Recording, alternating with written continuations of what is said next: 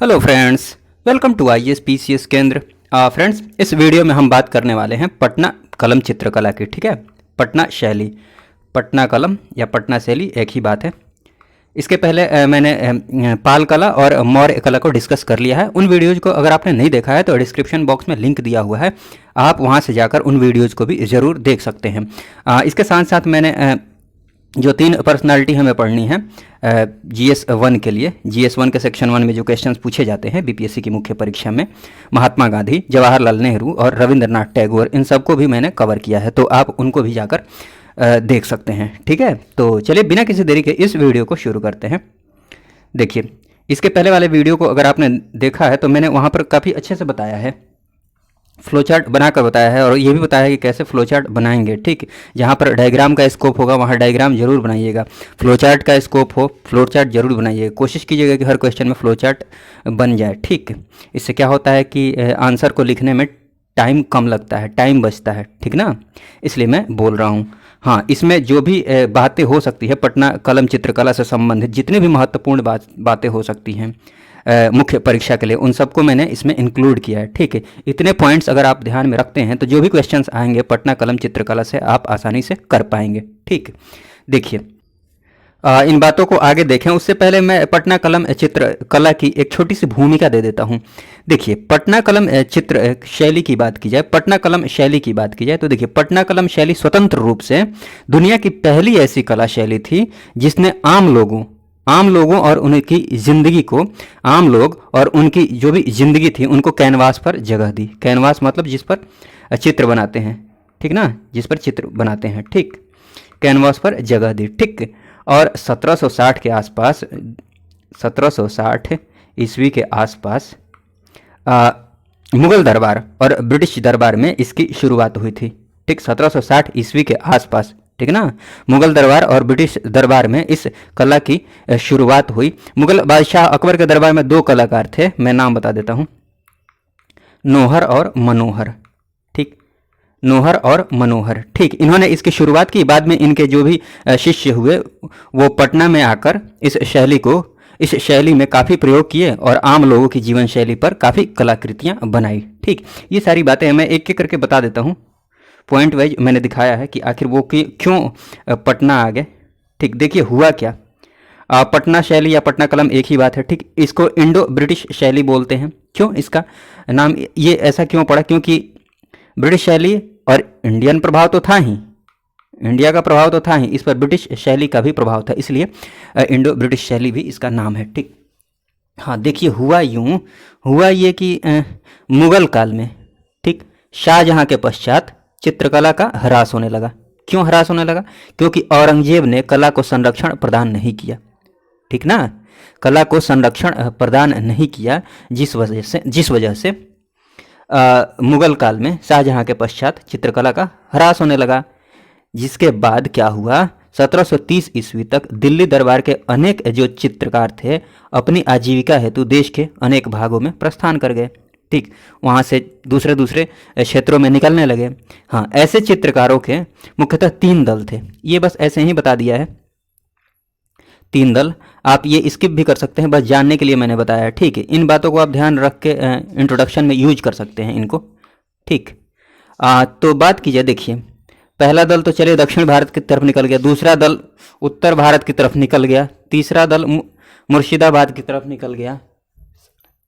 हाँ देखिए, 1760 ईस्वी के आसपास वे मुर्शिदाबाद से, मतलब जो तीसरा दल था मुर्शिदाबाद वाला, वे मुर्शिदाबाद से पलायित कर पटना आ गए। ठीक, पटना आ गए या पटना के आसपास के क्षेत्रों में आ गए। ठीक, पटना में देखा जाए तो ये भी स्किप कर सकते हैं, बस मैंने जानने के लिए लिखा है। पटना सिटी, मुगलपुरा, दानापुर, आरा, ठीक, आरा, दीवान मोहल्ला, मच्छरहट्टा, ठीक, इन जगहों पर आकर बस गए और यहाँ से क्षेत्रीय स्तर पर पटना कलम शैली को आगे बढ़ाया। ठीक, ये सारी बातें हैं, तो इन बातों को आप स्किप कर सकते हैं मन करे तो। बाकी आगे बात की जाए, हाँ ये मैंने लिखा है, इन्हीं सब शैली को पटना शैली कहा जाने लगा। ठीक, ये सारी बातें हैं। आगे बात की जाए तो हमें जो मुख्य फोकस करना है, विशेष रूप से ध्यान देना है, वो देना है जो इनकी विशेषताएं हैं, क्योंकि जो भी क्वेश्चंस पूछे जाते हैं ना, मोस्ट प्रोबेबली मतलब विशेषताओं से ही क्वेश्चन पूछेंगे जाएंगे। अगर मोस्ट प्रोबेबली ना भी बोलूँ मैं, तो जो भी उनका क्वेश्चन होगा उसका केंद्र बिंदु यही होगा, विशेषता। ठीक, तो वो क्वेश्चन में विशेषता ही पूछते हैं, ठीक ना। इसलिए आप विशेषता को ही विशेष रूप से ध्यान दीजिए। ठीक, विशेषता की बात कर ली जाए तो देखिए, इस शैली पर मुगल कालीन शैली का प्रभाव है। ठीक है, मुगल कालीन शैली का प्रभाव है, एक पॉइंट ये हो गया। वह साथ साथ तात्कालिक ब्रिटिश शैली का भी प्रभाव है। ठीक, ये एक पॉइंट हो गया। और दूसरे पॉइंट में मन करे तो एक ही में ये लिख लीजिए, लेकिन मैं बोलूँगा कि आगे वाली बात को दूसरे पॉइंट में लिख लीजिए। साथ ही इसमें कुछ स्थानीय विशेषताएं भी है, स्थानीय विशेषताएं भी विद्यमान है।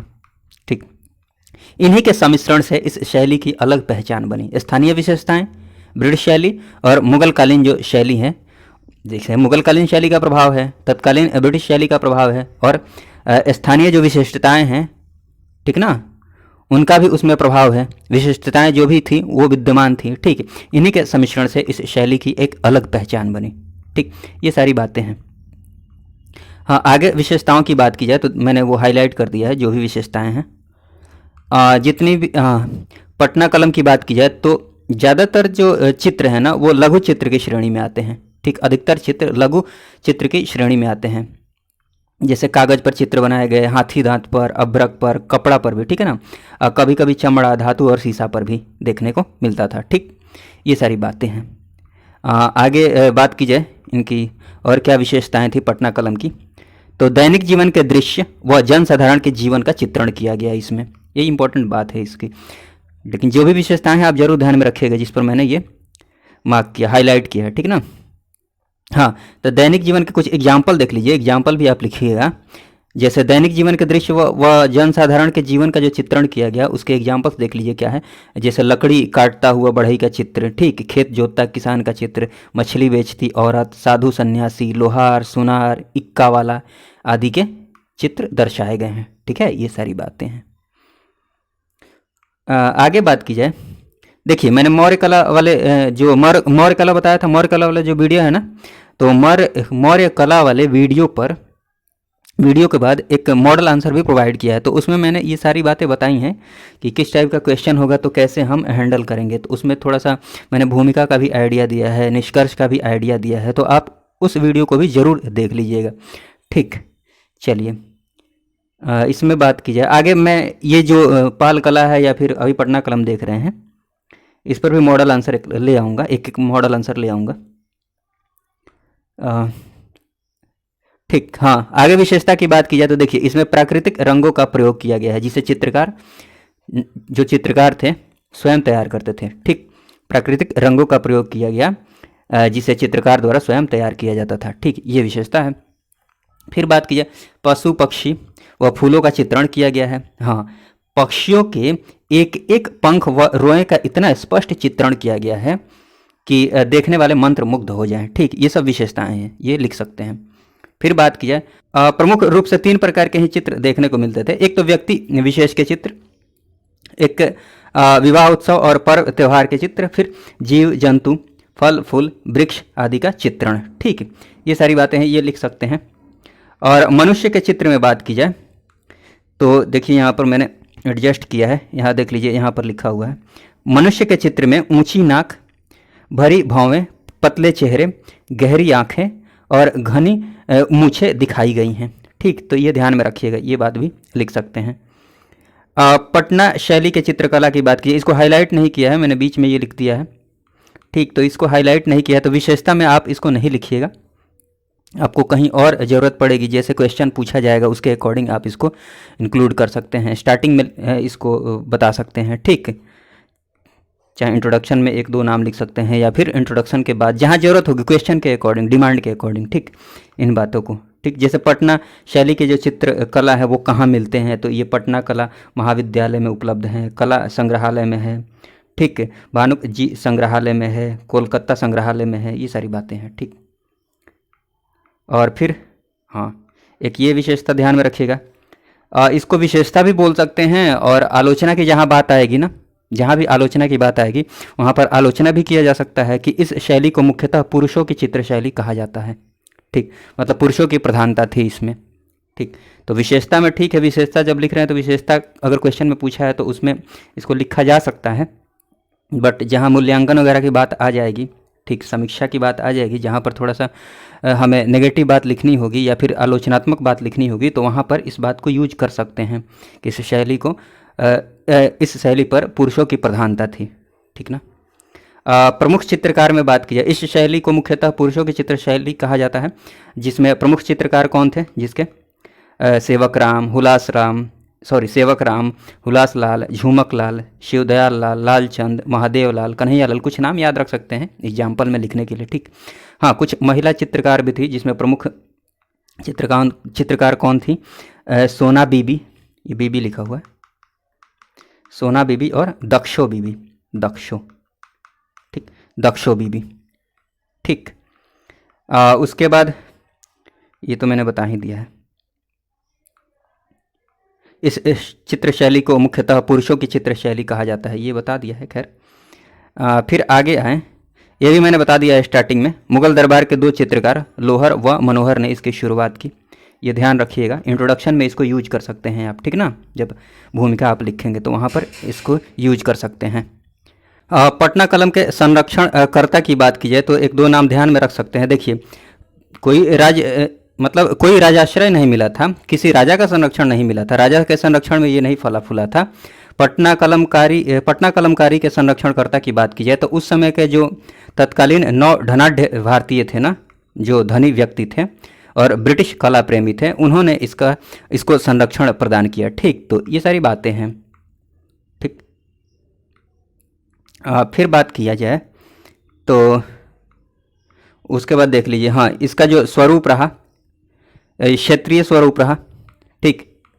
तो क्षेत्रीय स्वरूप रहा तो इसको आलोचना के रूप में भी देखा जाता है कि इसका स्वरूप क्षेत्रीय रहा, काफ़ी व्यापक स्तर पर नहीं फैल पाया, ठीक। तो विशेषता या फिर आलोचना की जहाँ बात आएगी वहाँ पर इसको यूज कर सकते हैं, ठीक, पॉइंट की जरूरत होगी तो, ठीक। बगैर राजाश्रय के फूली, ये तो विशेषता हो गई, ठीक। तो ये विशेषता हो गई। प्रारंभिक चित्रों पर मुगल शैली का प्रभाव दिखता है, बाद में मुगल, यूरोपीय व स्थानीय चित्रकला का प्रभाव दिखता है, तो ये भी विशेषता में इसको लिख सकते हैं, ठीक। ये बाद में मुझे बातें ध्यान में आई हैं इसलिए मैंने इसको ऐड किया है यहाँ पर, ठीक। चित्रों में सादगी व विषय वस्तु सरल है, विशेषता है ये भी, ठीक। इसको विशेषता में लिख सकते हैं। पृष्ठभूमि का अभाव है, ठीक, पृष्ठभूमि अर्थात चित्र के पीछे जो बैकग्राउंड होता है उसका अभाव है इसमें, तो इसको आलोचना में ले सकते हैं। मतलब इसकी बात की जाए तो जहाँ आलोचना की बात आएगी ना तो इस पॉइंट को यूज कर सकते हैं, ठीक। आलोचना समीक्षा की बात आएगी तो विषय पर अधिक प्रधानता है, ये विशेषता हो गई, ठीक। तो ये बातें हैं और उसके बाद देख लेते हैं, उसके बाद देखें तो सारी बातें हमने डिस्कस कर ली है, जो भी इम्पोर्टेंट बातें हैं। हाँ, इस बात को देख सकते हैं, इस बात को भी ध्यान में रखिएगा कि 1949 ईस्वी में 1949 में ईश्वरी प्रसाद, जो कि पटना कलम चित्र शैली के पटना कलम के अंतिम चित्रकार थे, ठीक, इनका निधन हो जाता है, ठीक, 1949 में ईश्वरी प्रसाद का, ठीक ना। देखिए, पटना कलम की बात की जाए ना तो पटना कलम शैली लगभग 2 शताब्दी तक प्रचलित रही, लगभग 2 शताब्दी तक प्रचलित रही, परंतु 20वीं सदी के उत्तरार्ध से, ठीक, 1950 के बाद से यह शैली तेजी से लुप्त होने लगी। कलाकार जो भी कलाकार थे ना वो आश्रयहीन होने लगे, किसी का संरक्षण नहीं मिल पा रहा था, ठीक। तो वो क्या बोलते हैं, जीविका चलाने के लिए, जीविका की तलाश में बाकी व्यवसाय की तरफ वो मुड़ने लगे, चित्रकला को छोड़कर, ठीक, पैसों की वजह से, आर्थिक सपोर्ट के लिए, ठीक, बाकी व्यवसाय की ओर मुड़ने लगे। अतः मैंने ये बोला जा सकता है ना कि धन एवं आश्रय के अभाव में इस कला शैली का पतन हो गया। हाँ, लेकिन ये बात कहा जा सकता है, इस बात को बोलने में कोई गुरेज नहीं होना चाहिए। अब अगर आप निष्कर्ष लिख रहे हैं तो निष्कर्ष में ये लास्ट में बात ये जरूर लिख सकते हैं कि ठीक है, इसका पतन हो गया, किंतु इसके चित्रों की महत्ता आज भी है और बिहार की गौरवशाली कला परंपरा का यह अमूल्य धरोहर है। तो आप जब निष्कर्ष लिखने जाएंगे तो लास्ट में ये 1-2 लाइन जरूर लिख देंगे, ठीक। जो भी निष्कर्ष लिखेंगे उसके लास्ट में क्वेश्चन जो भी पूछता है उसके अकॉर्डिंग आपको निष्कर्ष लिखना होगा। इसी को मान लीजिए इसी में निष्कर्ष लिखना हो, मैं जनरली बताता हूँ, जनरली इसको कंक्लूड करना हो तो कैसे करेंगे, ऐसे किया जा सकता है कि इस प्रकार हम कह सकते हैं कि पटना कलम शैली स्वतंत्र रूप से दुनिया की पहली ऐसी कला शैली थी जिसने आम लोगों और उनकी जिंदगी को कैनवास पर जगह दी। और साथ में मान लीजिए क्वेश्चन कैसा पूछा गया है, ऐसे पूछा गया है, मान लीजिए मूल्यांकन पूछा गया है, विशेषताओं का मूल्यांकन कीजिए या फिर समीक्षा कीजिए, परीक्षण कीजिए, ठीक है। तो उसमें आगे बढ़ाते हुए जैसे कि ठीक है, आपको नेगेटिव बात नहीं करनी है, एक लाइन नेगेटिव अगर आपने 6 लाइन में आपने नेगेटिव बात अगर की भी है, नकारात्मक मतलब आलोचनात्मक बात की है निष्कर्ष में, लेकिन आपको ध्यान रखना है कि निष्कर्ष को जब लास्ट में ख़त्म कर रहे हैं तो पॉजिटिव नोट के साथ ख़त्म होना चाहिए, ठीक। तो वो कैनवास पर जगह दी, उसके बाद आप ऐड कर सकते हैं कि धन एवं आश्रय के अभाव में इस कला शैली का पतन हो गया, किंतु, ठीक ना, ऐसे लिखना है। हालांकि धन एवं आश्रय के अभाव में इस कला शैली का पतन हो गया, किंतु इसके चित्रों की महत्ता आज भी है और बिहार की गौरवशाली कला परंपरा का यह अमूल्य धरोहर है, ठीक। पॉजिटिव नोट के साथ आपको कोई भी क्वेश्चन पूछता है, आपको उसके निष्कर्ष को पॉजिटिव नोट के साथ ख़त्म करना है, चाहे कोई भी क्वेश्चन हो, ठीक, कैसा भी क्वेश्चन हो, कैसा भी क्वेश्चन हो, आपको पॉजिटिव नोट के साथ ख़त्म करना है। एक आशावादी निष्कर्ष लिखिए या फिर पॉजिटिव नोट पर ख़त्म कीजिए, ठीक। ये आपकी स्ट्रेटजी होनी चाहिए, ठीक है ना। वीडियो देखने के लिए बहुत बहुत धन्यवाद। जय हिंद, जय भारत।